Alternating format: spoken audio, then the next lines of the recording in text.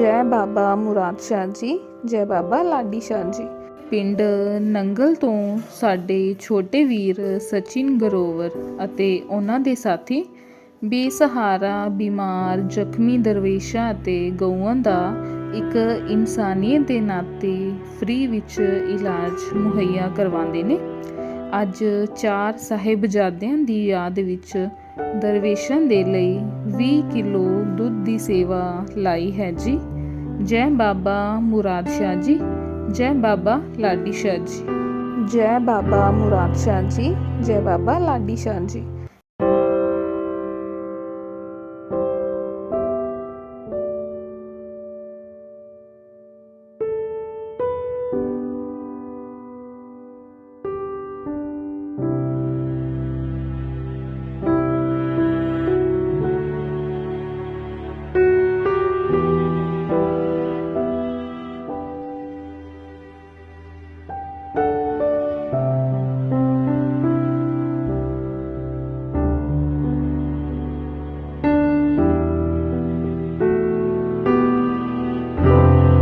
जय बाबा